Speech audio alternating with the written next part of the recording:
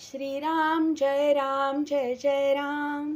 श्री अनंतकोटी ब्रह्मांड नायक राजाधिराज सच्चिदानंद सद्गुरु श्री ब्रह्मचैतन्य महाराज की जय. जय जय रघुवीर समर्थ. श्रीराम. श्री ब्रह्मचैतन्य गोंदवलेकर महाराज प्रवचन. 8 मे. भगवंताचे अनुसंधान राखावे.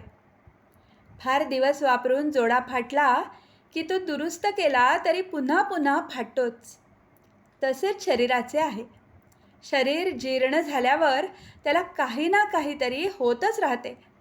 दुरुस्त केलेल्या जोड्यातला एखादा खिळा जर पायाला टोचू लागला तर मात्र त्याला जपावे लागते. तसे आजारपणामुळे मनाला टोचणी लागली तर जपावे आणि त्याचा मनावर परिणाम होऊ देऊ नये. आपल्या आजाराचा, म्हातारपणाचा आपण फायदा करून घ्यावा.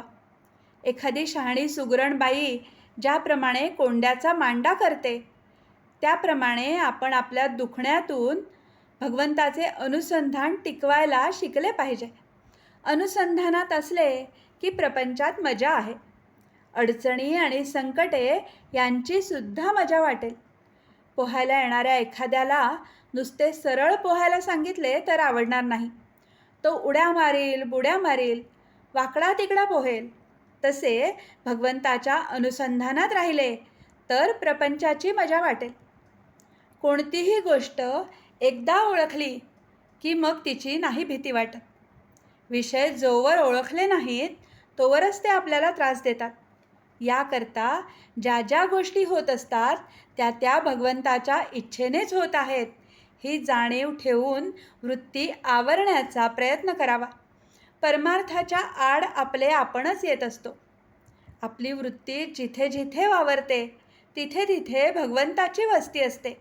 म्हणून वृत्ती जरी कोणतीही उठली तरी तिथे भगवंताची आठवण केली तर ती चटकन मावळते.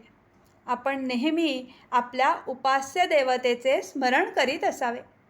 त्याच्या पायावर मस्तक ठेवावे आणि त्याची अनन्य भावाने प्रार्थना करावी की हे भगवंता, तुझ्या आड येणारे हे विषय तुझ्या कृपेशिवाय नाही दूर होणार. आजवर जगाचा मी अनुभव पाहून घेतला. तुझ्या प्राप्तीशिवाय कशातही सुख नाही असे भासू लागले तरी वृत्ती आड आल्याशिवाय राहत नाही. माझ्या अज्ञानाने मी आज स्वतःच्याच आड येत आहे.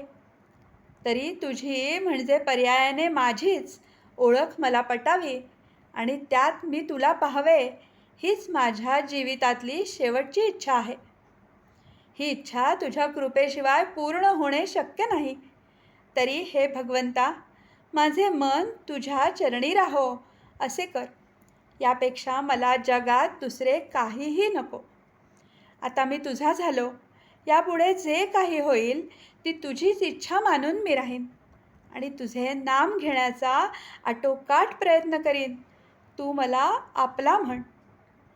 आजचे बोधवचन. वृत्ती स्थिर झाली की त्याच्या मागोमाग समाधान येतेच. जानकी जीवन स्मरण. जय जय राम.